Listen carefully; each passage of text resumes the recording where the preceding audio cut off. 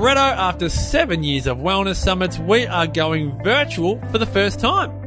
Oh, it's very exciting, MP. For all those Wellness Couch fans who couldn't get to a summit because of interstate or international travel, now you can join us. No border closures for this one. Join us from the comfort of home on September 11 and 12 for a day and a night of inspiring, uplifting, empowering information, insights, fun, and of course a bit of frivolity. This is a wellness summit like no other. Imagine cooking dinner live with Joe Whitten from your very own home.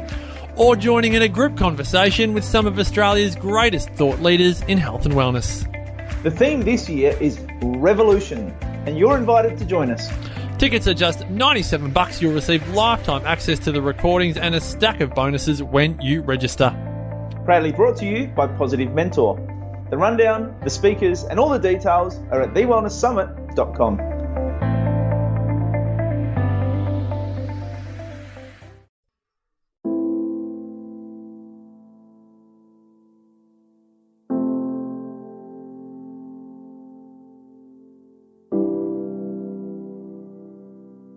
Welcome to Nourishing the Mother, where inspired women talk about the journey of motherhood through the common thread of parenting, relationship, and sexuality as a path to consciousness.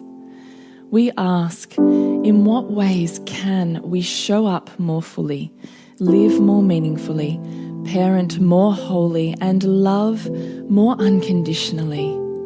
How can we mine the wisdom from the experiences of our lives and expand into those challenges? If you are here, you care about paving a path of conscious and intentional motherhood, connected with yourself and your gifts, and also illuminating your children in theirs, so we may raise more whole humans who can impact this world in a more humane way. And if you feel like giving a little back to this free content, please become a patron of the show and receive extra member benefits for less than a coffee a month. Or you can leave a review on iTunes and Facebook, all of which helps the podcast keep going and reach more mamas who need this type of tonic for the soul.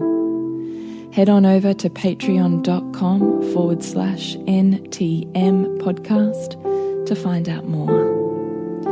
We are Julie Tenner and Bridget Wood, and we are so grateful you're here.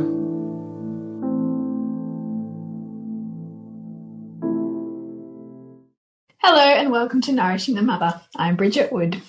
And I'm Julie Tenner. And today we have a very special guest on the podcast, Caroline Allen from Safer, Stronger Kids, who we absolutely adore.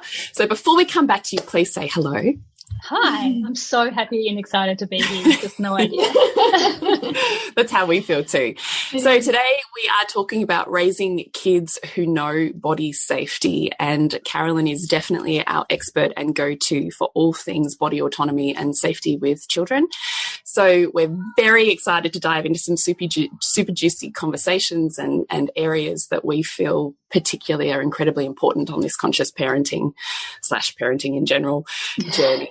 Before we / parenting in general, I don't think I have to make differentiations there. So before we jump into that, I'd love to remind you to jump on to nourishingthemother.com.au, scroll on down to the red banner, drop in your email address, and then you get to stay up to date with everything we've got going on in Nourishing the Mother so that you don't miss a beat. So nourishingthemother.com.au.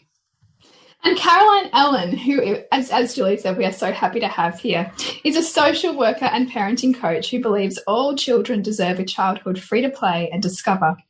Caroline is the founder of Safer, Stronger Kids and on a mission to improve children's physical and emotional safety through stronger parent-child relationships. Caroline's style is raw, real and relatable. As a mum of two girls, aged 4 and 2, she's in the trenches alongside you. She combines personal and professional experience to help connect parents back to themselves and their children. So good to have you here. Thank you so much for having me. So we'd just love to start with, can you give us some insight? Because we obviously look at Void's creating values, and the genius that you have that becomes the wisdom and the enormous service in this world often has a starting point or a beginning. So are you able to give us context on how you've come to doing the work that you do in the world? Yeah, absolutely. So I am a social worker. I became a social worker. I started full-time work in 2008 with an amazing organisation called Berry Street, working with children placed in foster care. And through that work, I stayed there for a long, long time. And through that work, I spent a lot of time meeting and working with kids who'd experienced sexual abuse in particular and had been removed from home due to that sexual abuse, along with all forms of abuse. And because I was in that role for close to a decade, I had the opportunity to watch these kids grow up and really come to understand the impact on them and how pervasive it was, how it infiltrated into all the different areas of their life. So that gave me the start of a very particular passion, which was working out how we could work to prevent sexual abuse. Now, then I left that role and I had my first child, never stopped thinking about the kids who continued to be in foster care and going through these experiences. And then when I decided to re-enter the workforce, I actually found a role doing prevention work, so facilitating body safety sessions in the classroom for grade ones.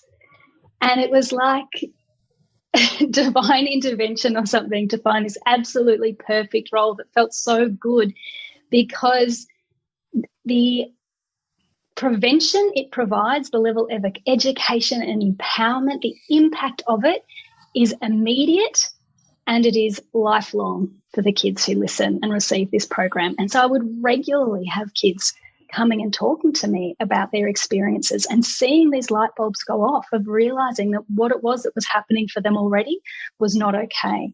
I'd have schools picking up the phone and calling me that children had disclosed abuse several months after I'd left the school because it had happened. They realised it was not okay, and they had that information. They knew that it wasn't okay, and they knew that they could speak up and get help.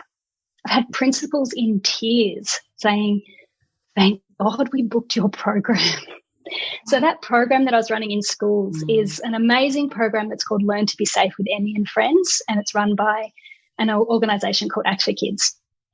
So I've now delivered that program to over 3,000 kids in the classroom. And so I feel like I've answered every possible question about private parts and you name it. But then after I'd been doing that for a few years, I realised there was another layer as well, which is that we need to be teaching body safety in schools. We need for kids to have access to that message in that way. But we also need for parents to understand body safety, because it's one thing to deliver the information at school, but then what about when they go home? If the messages aren't understood and reinforced, then it gets lost along the way. And we might even have instances where at home kids experience the opposite message. For instance, they might be told, "We don't want to listen to those feelings. We don't want to hear about if you don't feel safe. We just don't have time for this. It is okay. You're not the boss of your body. We are the boss of you." And those sorts of messages at home will only undermine the good stuff that's happened at school. So actually I started to transform the message and make it, how can we deliver this for parents? And how can we move away from it just being a one-off program that we do to actually sending our kids these messages daily through our parenting? How do we actually come to have a family culture of body safety that exists in our home every single day, that guides our parenting decisions? That means we check back in with ourselves and go, is what I'm doing as a parent actually okay? Is it aligned to these values that are so important to me? So it was after I started doing that, teaching parents about body safety, that then I started to branch out into parent coaching as well, because then I realised that parents needed the skills to parent in this way. They need the skills to be able to stop yelling and to respond to their child's feelings, and to teach them about consent and to stop saying, I'm the boss, you just need to do what I say, and instead be able to say, you are the boss of your body, I'm just here to teach you. So that's what I do now, teaching parents how to work it into the everyday and actually let body safety guide their parenting in every moment, in every way that we respond, and strengthening those parent-child relationships. So that is a very long answer to your question. I just got so many goosebumps through that, and it just felt so purposeful and aligned. So I really enjoyed hearing it. Yeah, it's been really interesting to look back and see how all those years that I spent working in foster care, that was all giving me the skills for exactly what I'm doing now. I didn't know it at the time. I didn't know that this was the path I was on, but it's all come together, and it's like, oh, this is my life's work. This is what I'll be doing forever. Do you want to know something funny? Nick and I were foster parents for Berry Street. Oh, really? Yeah, before we had kids. Yeah. Were you really? Yeah, we were. Yeah. Before we had kids, we went through the Berry Street program, which was phenomenal. Yeah. They have got to be the most incredible group of workers. Like, they were just, it was the St Kilda branch. They were just amazing. Yeah. Anyway, side note. So I had a couple of questions. Do you have one burning bridge before I jump in? No, you jump in there. You go for it. All right. So when I was reading through your about page, you'd said you'd spent 15 years working with vulnerable children, mentoring foster carers and families, and healing the impact of childhood trauma. And then obviously had taught body safety to over 3,000 children in the classroom. And then among the many incredible things, you talked about trauma-informed practice. And I was like, I want to know what that means. Are you able to just string out what that word means? Yeah, absolutely. So what we know now about trauma is that it changes the brain. So when we experience a traumatic event, especially at any time in our life, but especially as children, it changes the way our brain is wired. So that means that children, when they experience this at any time in their childhood, it will start to shape, they will carry it with them, and it will start to shape all the areas of their life, their ability to learn in the classroom, their level of reactiveness, how quickly they descend into survival mode.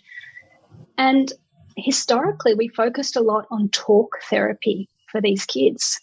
And we wanted to get them to talk about their experiences. And we thought that if we unpacked it enough, then we could help them move through it. And what we didn't realise that actually there's more to it than that. We have to actually help them rewire the brain. And one of the core ways that we do that is by making sure they continue to feel safe, by providing them with consistent, supportive, close attachments, and also through experiences like dancing, art, being creative, as well as the opportunity to talk about their feelings. It's not the healing from trauma doesn't just happen in a therapy session with a therapist. It happens every single day with the relationships that child is in. And we need to understand them in the context of their brain changes, and we need to respond to them in a way that supports the rewiring of their brain. So, for instance, a child who has experienced a high level of trauma might have an enlarged amygdala. So their amygdala, the fear center of their brain, will actually, because it's been overactive for such a long time, really busy keeping them safe, it physically gets bigger. It's like a guard dog. Its role is the guard dog of the brain. It's always assessing for risk and there to keep them safe. Now, because, especially for children who have been experienced trauma over a long period of time, that guard dog has been kept busy for a long time. It has learnt that it needs to be big and strong, and it's been fed a really good diet, and it is so good at its job. And what it does is it's there to keep them safe. So it's there to launch them into the survival responses wherever they need to. So it will launch those fight, flight, or freeze responses so quickly. And those children are left with no idea why they've just responded a particular way. And it's so important that if we see that in their behaviour, if we see them going into fight mode, so they're presenting as really defiant, or we see them freezing and disassociating from the moment, we need to be able to see and understand what's actually going on in the brain in the moment. Because we could respond, if we don't understand it, we'll respond with harsh harsh discipline, saying, why did you make that choice? How could you possibly have thought that that was a good idea? And we just don't understand that their thinking brain had nothing to do with it. They don't know how they made that choice. It was purely based on survival. So when we understand that that's what's going on in the brain, we respond to them very, very differently. So that's trauma-informed practice. It's understanding those changes to the brain, and it's providing a whole lens shift, really, to how we respond to kids who've experienced trauma. I love that analogy you used with the guard dog, because it makes it so clear. Like, of course, it's like that guard dog it's been really functional and helpful to a point, but now it's just like taking over everything, and it's the littlest thing now. That's right. And especially for kids who've grown up in families where they really weren't safe, or been in situations where they weren't safe, that guard dog really did keep them safe. The guard dog was doing an amazing job. They needed it. It's just then we take them out of that situation and suddenly that behaviour is considered maladaptive or difficult. It's like, no, that's actually the exact thing that kept them safe before. So, yeah, I think visualising it as the guard dog, and that the guard dog analogy is not just for kids who've experienced trauma. That's for everybody. So as parents, our amygdala gets active too, and that guard dog is, often on alert. And for some people, it will fire up really quickly and it wants to keep us safe. So even in our everyday parenting, when we feel unsettled or stressed and our limbic system starts to get active, the guard dog starts to fire up. And all of a sudden we find ourselves in our survival responses, in fight mode, yelling, and we don't know, why am I yelling? Why did I lose it? We think, why did I overreact like that? And it's because our guard dog, has launched our survival responses as well. What do you think? I mean, we want to obviously move into body autonomy as well, but I just want to ask you, because I'm sure there'll be listeners listening to this going, yeah, that makes so much sense. But now what do I do? What are kind of the core pillars of turning the guard dog into a puppy dog that lays in your lap? You know what? I think that the first thing to do is to understand that it's a guard dog and that it's there and it's trying to I'm going to be a puppy dog. Okay. because it's the amygdala, so its job is to keep us safe. It's the amygdala, when it senses a threat, starts launching cortisol and adrenaline in the brain. It fires us up. So just understanding that its role is the fear center of the brain, it's the guard dog. Actually conceptualizing that helps us to understand what it is that's going on for us. And therefore, that's one of the key things that helps turn it into a puppy dog. Because suddenly we're like, oh, no, I know what's going on. My guard dog's trying to do the right thing by me, but that is not going to be helpful right now. So it's almost like we can chat to the guard dog. We chat to the guard dog. We tell it to settle down. We stay in our thinking brain. We say, hey, brain, I appreciate the guard dog, but what I really need right now is my thinking brain. And it just, that conversation with ourselves is really important, paying attention to what it is that's going on for us, how we're feeling in our body. That's the biggest shift, being aware. So beautiful. Yeah. I love that. No, I really love that. So, body autonomy. What is body autonomy? Body autonomy is letting kids know that they actually are the boss of their body and that they have rights over their own body. So I'm going to sum that up. It's very succinct. What impact do parents have on body autonomy learning? Oh, that is a big question. And when does it begin? Because sometimes I think parents think, oh, my child's 3 or 4, should I start teaching these things? But can you explain when it begins? It's actually something that doesn't begin. It always is. So it always is from the moment they are born. They are always the boss of their body. Our babies they are a whole person when they are born. They have rights from the moment they are born. And so often as parents, we take shortcuts. We take these shortcuts because we're already under enough stress, we've got too much going on, and also because we don't have the tools to know how to do it differently. So shortcuts include things like, just do what I say. You don't need to like it. You just have to do it anyway. Or I am the boss.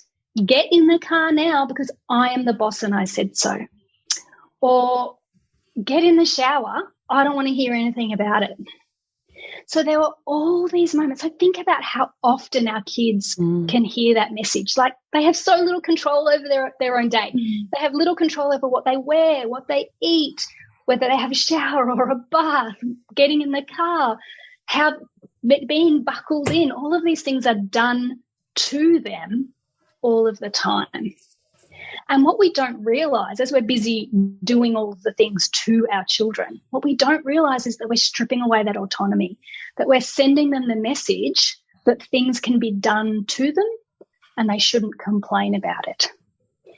And then if a child experiences sexual abuse, then we get surprised. We get surprised that they didn't know that they had the right to say no, or that they have rights over their own body. It's because we disempower that all of the time. And I think so often we don't mean to. We don't mean to do that. But we do it because we don't know that there's another way. Or maybe we have an idea that there's another way, but we just don't know what it is. So we kind of disassociate. We go, oh, it can't really have that big an impact. It doesn't really make a difference. But the truth is that it does. It really, really does. So this leads into my next question, which is what happens when kids don't grow up knowing body autonomy, and what happens when they do grow up knowing or body autonomy? Like, what's the trajectory of that child's growth and development? There's a few different things. We know that children who grow up understanding body autonomy are less likely to be a target for sexual abuse. So in traditional real life, the grooming process in real life, it's a bit different online, but in real life, the grooming process, when a perpetrator picks their victim very carefully, they think about access to the child. They'll test them out through games, how they respond. They might lightly touch their private parts and see what happens. A child who has a background in body autonomy, who knows that their private parts are private, for starters, is more likely to be able to say straight away, no, that's not okay. If they're able to voice that perpetrator is quite likely to back right off before it goes any further. So that's one way. But also it's further reaching than that. For instance, picture, a 16-year-old girl. This is going to show my age, but a 16-year-old girl maybe on a first date, and they go out for a movie. I know it doesn't really work like this anymore, but let's pretend it does. They go out for a movie, or she gets bought dinner and then paid for the movie, right? If she hasn't grown up knowing body autonomy, she's more at risk of believing that she owes that person physical affection with her body. That actually, even if she's a bit uncomfortable or she doesn't really want to, she needs to offer more with her body because of what she's just received from this other person. So we want our kids to go, no, actually, no one's ever allowed to make me feel unsafe. I can be rude when I need to, if I need to be assertive. And also, I never owe anybody physical affection with my body. Nobody is ever allowed to guilt me into doing something with my body. They can't shame me into it. They can't guilt me into it. They can't coerce me into it. I have the rights over my own body. So it's when they're little, it makes a difference, but it's also for the rest of their life. It's as they're developing their sexuality. If they're being pressured to explore things that don't feel right or don't feel comfortable, we want them to know that they have the right to speak up, that they can be rude, that they can say, I'm not comfortable doing that. If we start with body autonomy early, we're more likely for them to have those skills down the track.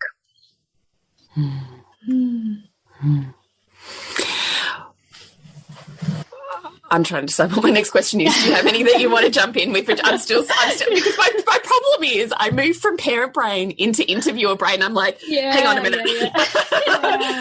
Got to sort my head out here. It's also because it feels so huge. Like when we have it pointed out, it's just like, oh my God, yeah, it actually weighs really heavily. Well, because Julie and I have a constant practice of this stuff, but you also automatically go to all of the times where you slipped up. Yeah. Yes. Or, and that is what is happening in my brain right now. Yes. Well, I just voiced it for both of us because that's what happens, right? Because when we're in a rush, we have to force them in the car seat. Absolutely. Or when we're angry and we pull kids off each other or something and we don't give them choice. That's right. And so you can see how I went from teaching body safety to then realizing I needed to provide the parent coaching to back it up. Yeah. Because what we need the tools to do, we need to still be able to get things done. We still need to be able to get their nappy changed or get them into the car seat or get them in the bath or the shower, but without these messages that just take away their bodily autonomy. We need to be able to do it in a way that is empowering. And the two key things to remember in order to do that is empathy and an explanation.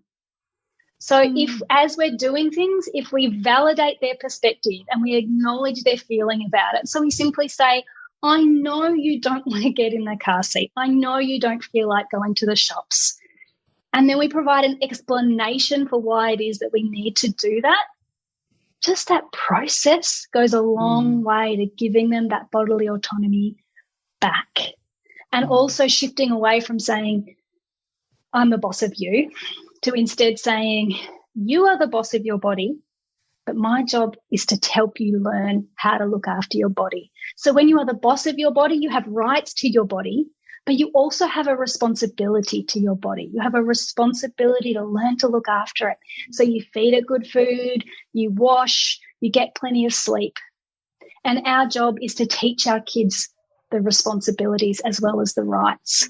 I really love that as a two-piece process. I think some parents, particularly if they've come from a really attachment and potentially their own trauma, they will be almost so afraid to encroach upon the body that then they'll almost be too permissive. The child gets the child. Because we'll get questions about potty training because a child won't put their nappy on, for example. But actually, part of teaching the child responsibility is sometimes I need to do things to your body. I've got to look after myself. And so that distinction is really powerful, I think, to see it as a two-part thing. That yes, you own your body, but I also have a responsibility to help teach you how to look after it. Yeah, that's right. And just simply by talking them through it, that is the key thing. Talking about their feelings, talking about their experience, talking about the why is really important. And sometimes we just got to be able to set limits for our kids. And if we don't, if we're overly permissive and we're sort of hesitate before we step in,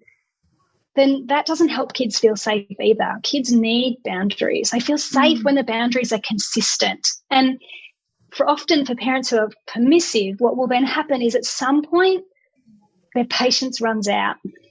They feel lost and out of control and like they don't know how to get it done.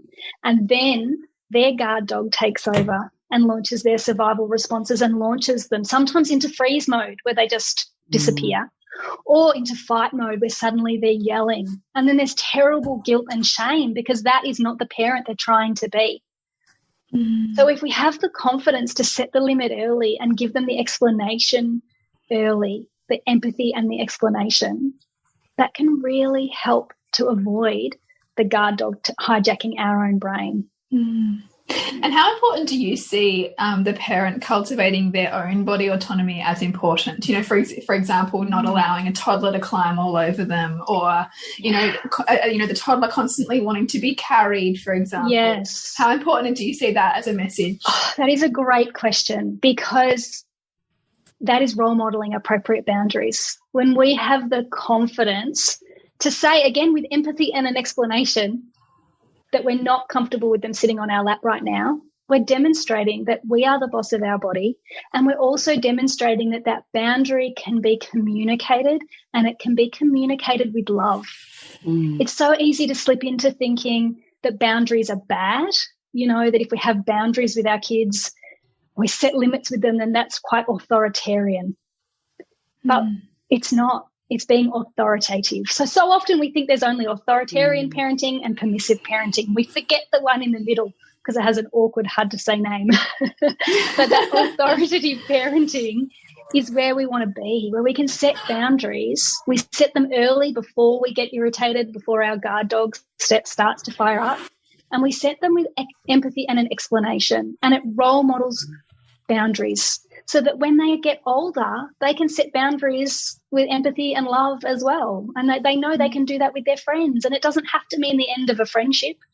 They don't have to give of themselves until they're exhausted and they've got nothing left. They can say no, and they can say it with empathy and love for the other person, and that actually is respecting the relationship, not destroying it. Yeah, beautiful. So I think it's really positive role modelling. Sorry. No. I was going to say, one of the things that often comes up in our group too is, for instance, where 98% of our listenership is mums. Yep. So often the conversation gets a little bit sticky for them when they might have a new baby who they're moving through body autonomy processes such as, I'm going to change your nappy now. Yeah. I'm going to take your pants off. And this talking through the process involving body autonomy and parts and processes. Yeah. And then it gets a bit tricky when having that conversation with partners who are like, oh, this is ridiculous. They can't understand. Why are we this lengthens this process by 20 minutes. Yes, I'm not doing it. Yeah. So I was just interested in how you approach that conversation and dynamic. With the partner?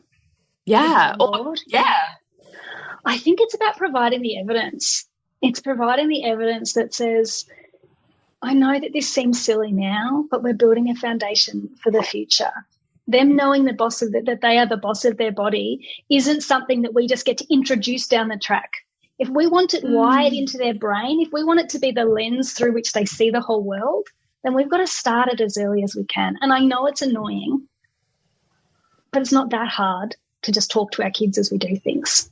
So they'll take a breath. And it's a shift. It is a shift from previous generations. And so it rubs up against something because it's like, we haven't done this before. This wasn't done for us as kids. What difference does it really make? But the research, the evidence shows us that it does. Yeah.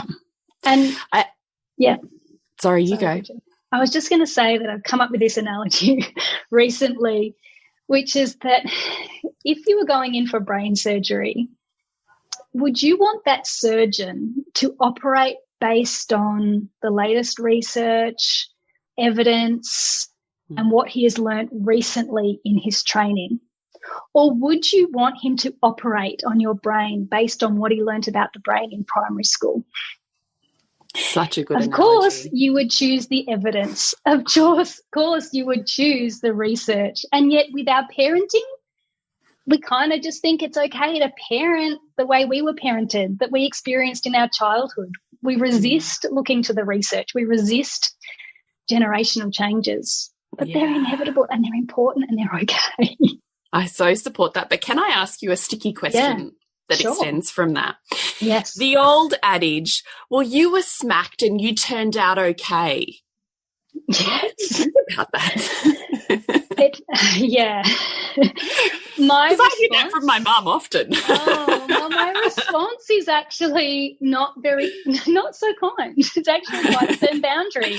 Neither is mine. Go. My response is to say that if we're thinking that it's okay to use violence to teach children a lesson, then that would demonstrate that we're actually not okay. That we wouldn't use violence, we wouldn't smack an elderly person who wasn't doing what they were asked. We wouldn't smack our partner if they weren't doing what was asked. We are not allowed to smack a dog.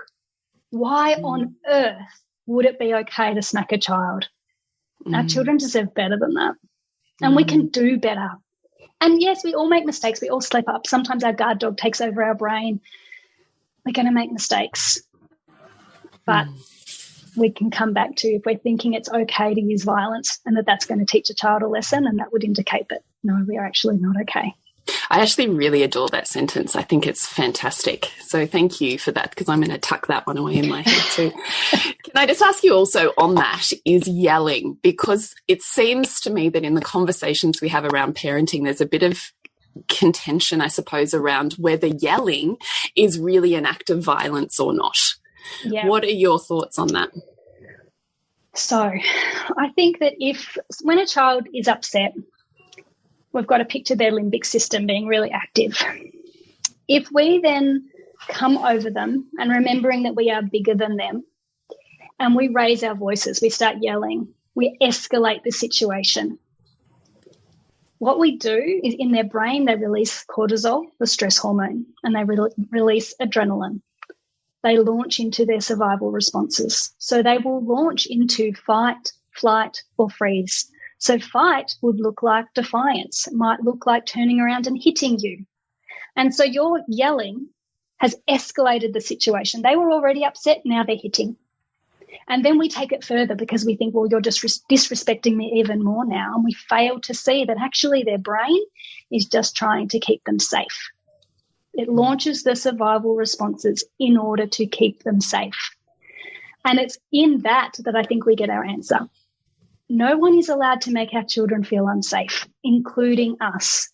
And if our yelling triggers a survival response, that means their brain is perceiving that they are not safe and it needs to take action. And so it's us that's in the wrong.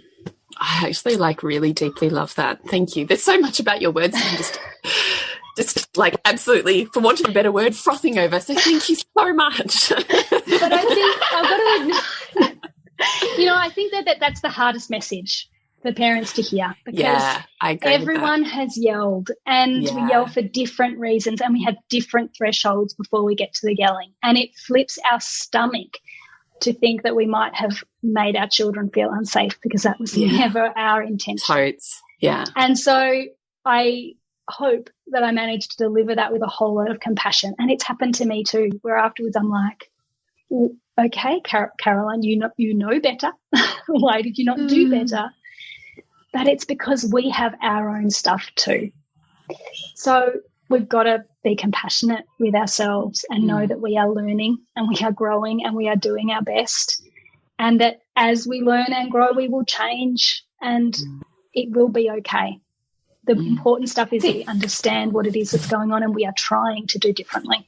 And I think that this cycles back again to that point on boundaries. One of my favourite things to remember is that the boundary is the point at which you're about to lose yourself. So if you haven't listened to your own boundaries or have a relationship with what they look like, then you are often going to feel beyond capacity because you haven't listened. And so part of knowing your boundaries and practicing holding them means that you get warning signs before it gets to that point. Is how it feels in my experience. Absolutely. And, when we teach body safety to kids, we teach them to recognise their early warning signs. So the ways that their body shows them that they're not feeling safe. So that might be butterflies in their tummy, sweaty hands, jelly knees, wanting to run away, being frozen to the ground, getting a headache, they're getting a lump in their throat, their heart beating really fast, or getting goosebumps. So we teach those early warning signs to kids, but actually they're relevant to us too. We get early warning signs that we are about to flip our lid, that we are going to lose it. And I think that if we let a boundary go, if we wait until we are irritated and we've already got our early warning signs, the problem is that then we're down, our limbic system is taking over, the guard dog is taking over. We're no longer in our thinking brain. We can't be empathic, we can't be creative, we can't problem solve or negotiate because we've lost access to that part of the brain already. So that's why it's so important to go, when it comes to setting boundaries, we need to have the confidence to set them early, before we get our early warning signs, before the guard dog starts to hijack our brain, because only then will we be able to use that thinking part of our brain and respond in the way we want to. Can I just ask, in terms of, for instance, when we behave in a way that we now feel shameful or regretful about, what would you advise for a repair process? So in terms of repair with our kids? Yeah. Just own it. Own what it is that's happened. And this is really important role modelling for our kids as well. When we do this, when we make a mistake, actually we get an opportunity. We get an opportunity to show them that it's okay to make mistakes, that we're all human and we will all make mistakes sometimes. And we get the opportunity to role model then what we do. How do we repair the relationship? So go to them and just say, I'm so sorry I yelled. I actually don't know what came over me. And in that process, we take responsibility for our feelings. Our feelings are never our child's responsibility. They are always ours. So if we lost it, it's not the fault of our child. Our feelings are our responsibility. So we own it and we show them, I'm sorry that I lost it. I don't know why I did. Yeah. That's owning it. It's taking responsibility. Rather than saying, you made me. Because they didn't. It was actually our choice. What unfolded was our choice. And I think that actually they do learn positive things from that, because they're going to make mistakes down the track too. So they need the chance to see that that is okay, that it happens to everyone, but doesn't mean we're a bad person, and they get the opportunity to learn how to apologise. So it's not all bad. No, I love that.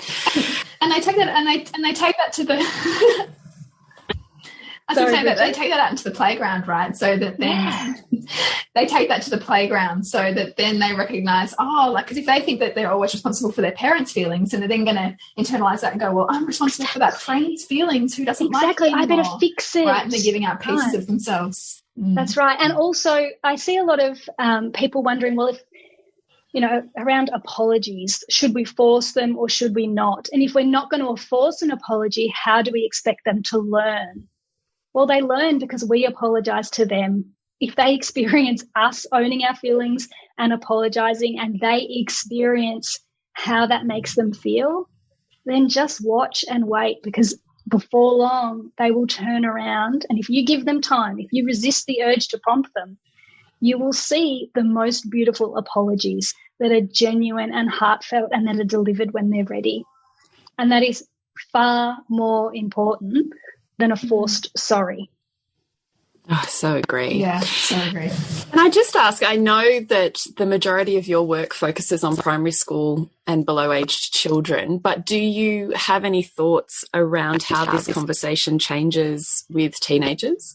Yeah, absolutely. And it's funny that I concentrate so much on these primary years, because actually the majority of my work experience is actually with teenagers. So, yes, it shifts, and it shifts in ways that are particularly important right now. So the first thing that springs to mind is around the development of sexuality for our teenagers and the influence of porn on that current culture. So Pornhub is now so pervasive for our teenagers that it is changing how they experiment with and develop their sexuality. So we need, this is not optional anymore. We need to front up for these conversations with our teenagers. We need to be willing to talk to them about consent, and that consent means a whole body yes. And if it's not a whole body yes, then it's a no. We need to be talking to them about that sex is about love, and it is about caring, and that you should never feel coerced into doing something that you're not ready for or that you are not enjoying, and that sex should feel good, because our teens are not learning that from Pornhub. It is delivering them the absolute opposite message with catastrophic consequences. So for their safety, they need to hear this from us. Now, in addition to that, if we go back even a little bit earlier to our tweens, we know that now kids are viewing pornography, whether they're coming across it accidentally or being shown it by an older sibling or an older cousin or older friend. Now we believe it's as young as 8 years old, as an average. So we have got to be on the front foot. We have got to be the person that they go to with any question about sex or whatever. We cannot risk them Googling it for themselves. We've got, this is going to be shocking and really blunt, but we have children in Melbourne who are being treated for pornography addiction at 6 years old. The consequences of that are profound and lifelong. When children experience or witness pornography, they are more likely, they can go looking for it again because they don't understand what it is they've seen. So they go looking for it again so they can try to understand. Then they try to process what it is that they have seen in the way that kids process, which is through experience, which means they're more likely to act out what they have seen on other children. We can't sit back and just let this happen. We can't pretend that it's only other people's children. It is so widespread now. It flips my stomach every time I think about it. So we've got to get brave. We've got to get talking. We have got to be our children's go-to person. They have got to know that they will never be in trouble if they come across things like that. And they've got to receive those messages around consent and bodily autonomy. It's profoundly important for their generation more than any other. And while I'm on this rant, really important to stop and know that the pornography that is available now is not the pornography of previous generations. The porn industry has progressed in order to keep people watching, to maintain a sense of novelty. The porn is getting more and more hardcore. And so the porn that our teenagers are watching isn't, vanilla. It's not some funny movie about a pool guy rocking up. It's hardcore, violent pornography. And this is what our children and our teenagers are equating with sex. At a neurological level, they're equating desire and sexual satisfaction with violence. Yeah, I feel that so deeply. I just wonder what advice you have for the children that come across pornography and witness something that they're trying to process or understand, because as I understand it, it's even in video games. Absolutely. So, even the games that I know most of the kids that my kids are friends with play, and there's, sex dungeons in the so-and-so, and there's all layers to the game that you think your kid's just building something and they're traveling in all sorts of different circles. Yes. So when your child comes across something that they have seen, whether it is in a caricature of a game or within pornography that's flashed up as a ad or whatever, and they're trying to process and understand that, I think Bridget's got a little person in the room. I'm really sorry. I have got it. I'm just going to mute you, Bridgie. What are your ideas around how you help children process that? Because I really understand literally what you're saying.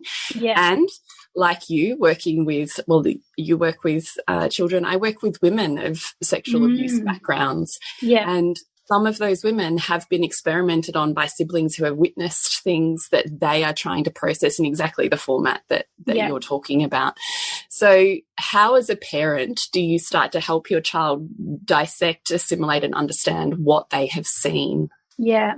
So the first thing I want to start with is pointing out that in the past, we encouraged kids, or we gave the message that parents should tell their kids, if you see something, switch off the computer as fast as you can. We now need to change that message a little bit. We need it to be, if you see something, bring it to show me. Because we need to be able, we as adults, as the grown-up responding, need to be able to see what it is that they have seen so that we can understand what we're actually dealing with now. Because if they have witnessed something really violent, we might just think that it's just about sex, but they may well have witnessed something really degrading, really violent. So we need to know. So tell them, if you are communicating this message, make sure they're bringing it to us to show us as quickly as they can. If we then find out so that they have seen something, the first step is, if we didn't see it, we want to make sure that we believe them, respond with empathy, ask them how it made them feel. Tell them that that's meant only for grown-ups. And then we've got to make sure there's no shame, they're not in trouble. And if it continues to bother them, if they give them the chance to talk about it, keep giving them the chance to talk about how it has impacted them. And then we're going to go back to something that Dan Siegel talks about in his books. So Dan Siegel and Tina Payne Bryson in The Whole Brain Child and No Drama Discipline. They talk about the importance of letting children tell the story, and that they tell us in order to process and understand the event, they might need to talk about something several times, many, many times. We want to think that if they just do it once, that's going to be enough, but it's not. So give them the chance, open the door to the conversation to let them know that they can keep talking to you about it. If they have any more questions, they can come back to you. How would you suggest you open that door? Like, what does that look like? As in, you're continuing to refer to the incident, or? Yeah, I would simply say, in order to go back to it, you could say, "Hun, you know that thing you saw on the internet? Did you want to talk about that? Have you been thinking about it still?" You don't have to repeat anything more about it, but just invite them to talk about it. So often with kids, we think, "Oh, I won't bring that up again because it might upset them again." We do this with people who are in grief too. "I won't mention the grief because I might upset them." But the truth is, our kids are already thinking about it. So they are still thinking about it. We have got to let them know that we are holding it in mind too. So simply saying, "You know that thing you saw? How are you feeling about that now? Do you want to talk about it again?" Yeah. So that's how we would open that door to that conversation. And also, don't be afraid to seek external supports. So engage with mental health teams, CASA, seek out psychology support for your kids. And I think often parents are not taking this step. They want to think, "Oh, it wasn't that bad," and they seem to have gotten over it. But we've got to really dig in. If it's continuing to bother them, if we have any concerns at all, then seek out the next level of support. Because I think the thing that's holding parents back is shame, that they blame themselves and they think, "Well, I should have done something differently." And that shame silences them. But we can't afford to do that. We've got to be willing just to go, "This is what's happened. Who can help me?" I really love that. Can I ask you, my next question would be for the parent that perhaps this hasn't been part of their understanding inside or language from newborn, and perhaps they're some way into their journey of parenthood. How would they begin to approach opening up, diving into, wanting to do better in body autonomy? The first thing to do is to start flipping your language. So when you notice yourself saying something really directive, like "I'm the boss of your body," put in the replacement words. "You're the boss, but my job is to teach you. I'm here to help you learn." Give them the why, the empathy and the explanation. So just start doing that. Now with older kids, so for instance, if our kids are probably 6 or older, then I would have a conversation with them about it. Tell them what it is you have learnt and what that means you're going to change. So tell them, "I've learned that actually you need to know that you are the boss of your body, and that's a really important message for you to know for the rest of your life. So I'm going to start saying things differently to how I always have. And sometimes I'm going to slip up because old habits die hard, but I'm going to do my best." So be really transparent with that change. Oh, I love that. Bridget, are there any questions you would love to ask Caroline before we do our quick fire? I know that you've got a bunch of other resources on your website that can really help parents, and I think particularly for those parents whose children are spending a lot of time online and perhaps feel pretty anxious about some of the things you've talked about with regard to porn. What are some of the other resources? Because you've got, I know, like a safe sleepovers guide, for instance. What else can parents find that you offer for them to, I guess, dig deeper into this and understand some boundaries that they can put in place practically around screens too? Yeah. So I have a course called Get Smart, which is an online course, and it comes with, it's 8 weeks long, and I do a session per week. It also comes with an accompanying workbook. So it has information sheets so that if you get nervous, you could just read them out. It gives you the words to say to your kids to teach them all of the core areas of body safety, and as well as online safety. And it then also has notes for the parent, then it has an information sheet to read out to kids, and then it also has worksheets for kids to do alongside their parent to facilitate their understanding, to further the conversation, and then also to help them retain it. So that Get Smart course is really popular. It scares people sometimes, I think. They think it's going to be really hard or really confronting, and then often they're relieved and they go, "That was so much easier than I was expecting." We spend so long avoiding these topics thinking, "I just can't go there." And then when we actually do, we discover that it's actually not so bad and not so scary after all. So I offer that. I also do presentations for school groups, as in for parents via schools.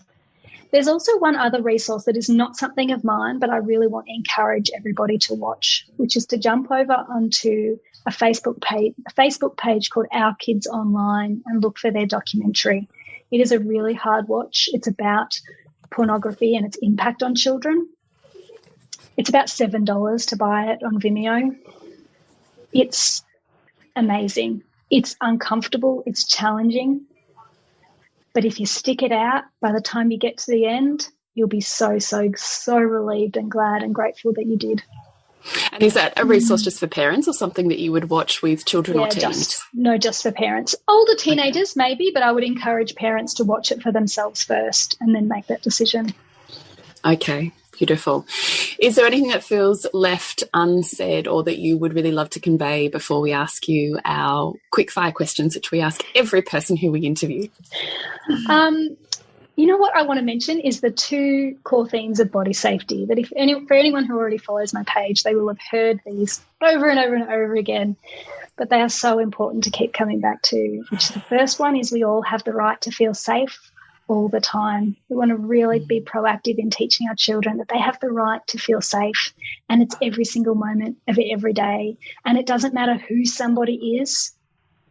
Even if they're bigger than us or they're a grown-up or it's normally someone we really like, no one has the right to make our child feel unsafe. And if they do, they're doing the wrong thing and our child can speak up. So keep coming back to that. We all have the right to feel safe all the time. And the other one that I want to encourage parents to teach so proactively to their kids is that we can talk about anything no matter what it is. So even if it's awful, even if it's embarrassing, even if it's small and seems insignificant, even if it fills us with shame, we can talk about it. Oh, so good. You're speaking to our hearts. That's why we've got no words. We're like, amen, sister. It's one of those moments. Yeah. So, Carolyn, could we ask you our 3 quick-fire questions? Oh, I'm nervous now. Yes. Please don't be nervous. Question number 1 is, I know that you're familiar with our work too, so Bridge and I are often talking about how our wounds can be transformed into wisdom that then can often become service in the world. Is there a time in your life that you can reflect upon and are willing to share where you have felt a wound or a wounding of some sort and you have been able to process and move through that to gain insight, knowledge, and turn it into wisdom that you now use in your family or for yourself or, you know, any context? Yeah. You know what? I have immediately thought of one from work, and it was when I was working within foster care and I was team leading, and I made a huge mistake, and I was so scared. At the moment that I realised as soon as I'd done it that I'd made a really big mistake, and the shame that I felt and the worry and the stress completely took over my whole body, and I didn't know what to do. Part of me in that split second was like, can I just pretend? Like there was a chance that no one would ever know. So I thought I could just pretend that hasn't happened and take that with me forever. or I confess up. And so I just spun my chair around and just announced to the whole office what it is that I'd just done through tears. And then I ran to the assistant regional director, and then I ran to the regional director, and I just fessed up as much as I could. And it was horrible to speak. That shame wanted to silence me without a doubt. I wanted to not speak about it. I wanted to bury it and pretend that it never happened and hope that nobody ever found out. But I knew that I couldn't. So I spoke up. And then, of course, because I've been so honest and transparent, they worked alongside me to fix it. And it was all okay. It was completely okay. And so for me, the message in that is that we can talk about anything no matter what it is. When we feel shame, when we make a mistake, the most important thing we can do is to speak it. And that is actually the pathway back to feeling safe and feeling okay again.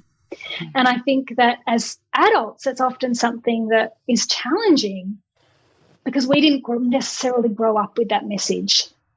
But we want to take that message and go, now let's work it into our parenting so they know that from day dot, that when they make a mistake, when they feel shame, they run to someone, they run to us, they talk about it straight away. Because if I had buried it in that moment, I'd still be carrying it with me. I'd still be scared that someone might find out. I'll tell you what, I emailed an important document to the wrong email address. I was halfway through typing the email address and then I typed it wrong and I hit That's send. the worst. And then I realised I couldn't take it back. I really love that story because I think we can all relate to a time where we have felt that crushing level of shame and wanting to bury into a hole. And that's absolutely, that's the whole thing, isn't it? The moment you bring the monster under the bed out and you go, okay, here it is, and it's hairy and it's horns and it's like, now everyone else has it. I know.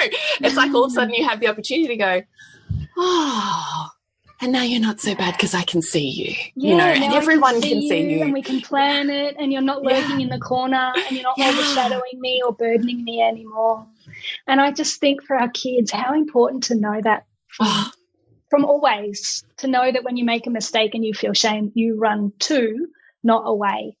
The most. And I love how you brought that round to body autonomy too, because surely shame is perhaps the greatest teaching tool when it comes to moving through abuse or situations that have not been as, I don't know what the correct language is, have not been what we would want them to be. Yeah.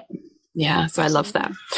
Our second question is, what have been, and feel free to answer this in any way that feels good for you, what have been the most pivotal books in your lifetime, or the books that if you could give every woman in the world or every young girl or pick an age, doesn't matter, whatever, what are the books that you're like, in your lifetime, you must read these books? Yeah, it's easy. Untamed by Glennon Doyle. I haven't read it yet. The second person to say that, I think. Yeah, definitely Untamed for every woman, like prescribed reading.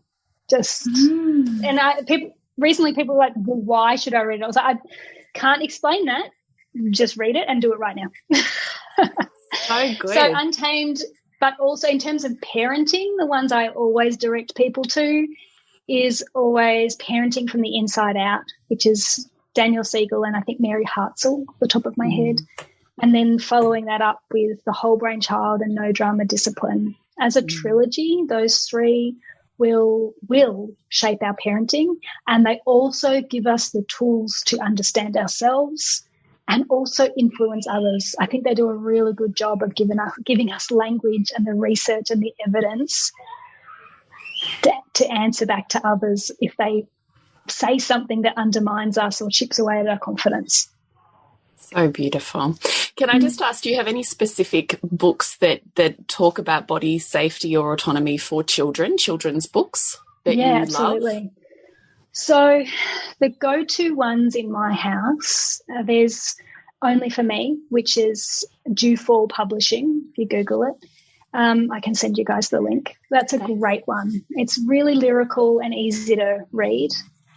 The other one is Everybody's Got a Bottom, which I think off the top of my head, I think it's Tess Rowley. And that one is really clear in laying out the body safety rules. And it also has the saying, it's repeated over and over, from my head to my toes, I can say what goes. And kids love that. It's easy to remember. It rhymes and it sums up that body autonomy message so clearly. So beautiful. Thank you. I actually don't have either of those, so I should be getting them. The other websites I'll direct people to is so Holly Ann Martin, her Facebook page is Safe for Kids, the number 4. She has a lot of great books, and then also Educate to Empower, the number 2. Go to their Facebook page. There's lots of resources on there as well. Thank you. And our last question is, if you could have a billboard on any major superhighway in any part of the world, what would your billboard say? We all have the right to feel safe all the time. Or would it be all feelings are normal and okay? No, that's one of my other favourite sayings. But no, I think it would be we all have the right to feel safe all the time. So good. Maybe you could have one on either side of the road. Yeah. So we would love for you to share with us, Caroline, how we can find you, connect with you, get in on Get Smart, or put forward your school presentation to our own schools for what we would love to see. So my website is saferstrongerkids.com, and on Facebook it's Caroline Ellen, Safer Stronger Kids, and Instagram is @SaferStronger, though I'll confess I'm not good at Instagram. You love it or you hate it, I think. I just can't get the knack of it. I'm like, I still don't understand how Instagram works. So I spend most of my time on Facebook. Your Get Smart program, because I do feel like that feels most pivotal, but also the school one. So if you go to saferstrongerkids.com and then you go to all courses, you'll find Get Smart in there. And the live round has just started on the 20th of August, but it will stay open for enrolments. So I'd love for people to jump in during this live round or at any time that feels good. Beautiful. And you'll also be jumping into our Soul Driven Motherhood group as well to offer a workshop to our beautiful community, which we're super grateful for. Yeah, great. So excited. So if you're in Soul Driven Motherhood, you can join that this weekend. And if you're not, you can absolutely come and catch Caroline in there. So you will find more about Soul Driven Motherhood on any of our socials or website. So nourishingthemother.com.au, Nourishing the Mother on Facebook, Instagram and Pinterest. And to connect with you, Bridgie, it's suburbansandcastles.com. And you, Jules? Is thepleasurenutritionist.com. Remember to nourish the woman to rock the family. And we'll see you next week when we continue to peel back the layers on your mothering journey.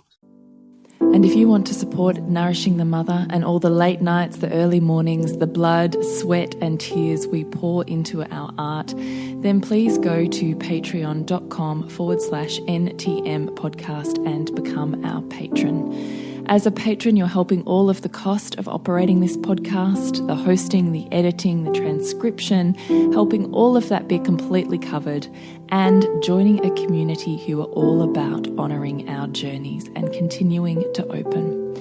The more support we have, the longer we can last. So become a patron. We'd love to have you. Go to patreon.com/NTM podcast. We literally couldn't do this without you.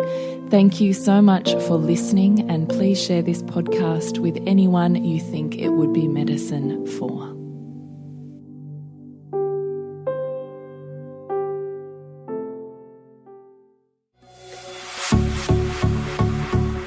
This has been a production of TheWellnessCouch.com. Check us out on Facebook and join in the conversation on Facebook.com/TheWellnessCouch. Subscribe to each show on iTunes and check us out on Twitter. The Wellness Couch, streaming wellness into your lives. Whilst the Wellness Couch presenter endeavor to provide accurate and helpful information to their listeners, these podcasts cannot take into account individual circumstances and are not intended to be a substitute for health and medical advice from a qualified health professional. You should always seek the advice of a qualified health professional before acting on any of the information provided by any of the Wellness Couch podcasts.